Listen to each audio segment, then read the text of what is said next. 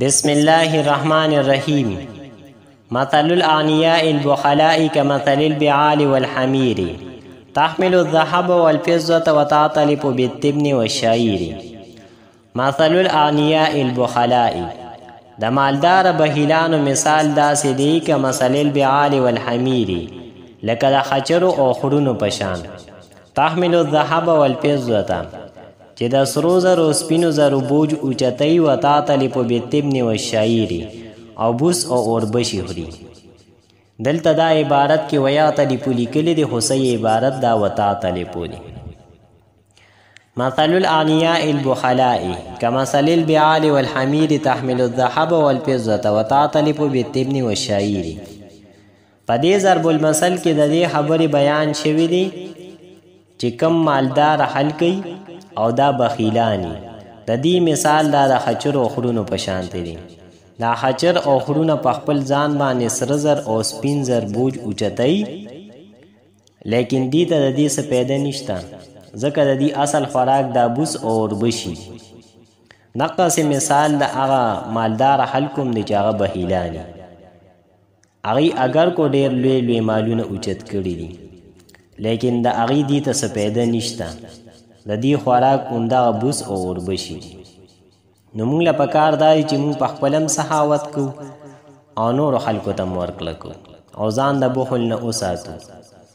مثل الأغنياء البخلاء كمثل البعال والحمير تحمل الذهب والفضة وتعتلف بالتبن والشعير. د دې لغوي تحقیق داسې دی چې البعال دا جمع د واحد بغلون راځي معنی د حجر، الحمیر دا جمع د واحد حمارون راځي معنی د خر، تحمل دا د باب ضربه یضربون راځي مصدر حملن دی معنی د بوج اوچتول، تعتلف دا د اعتلافون مصدر نه پیل دی معنی د گیا خوړل. مثل الأغنياء البخلاء كمثل البعال والحمير تحمل الذهب والفضة وتعتلف بالتبن والشعير.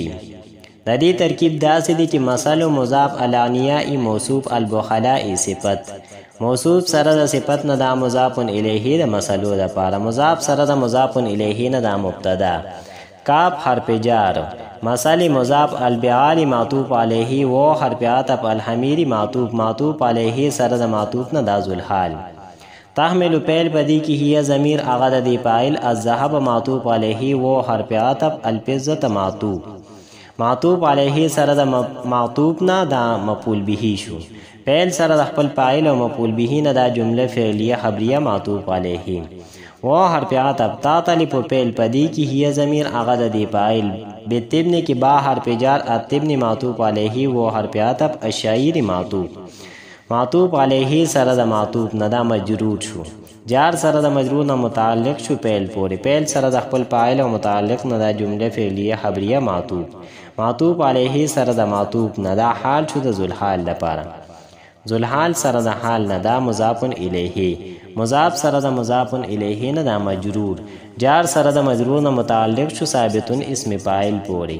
ثابتون اسم فاعل پدی کی هو ضمیر هغه د دې فاعل، اسم فاعل سره د خپل فاعل او متعلق نه دا شبه جمله دا خبر شو د مبتدا دپاره، مبتدا سره د خبر نه جمله اسمیه خبریه.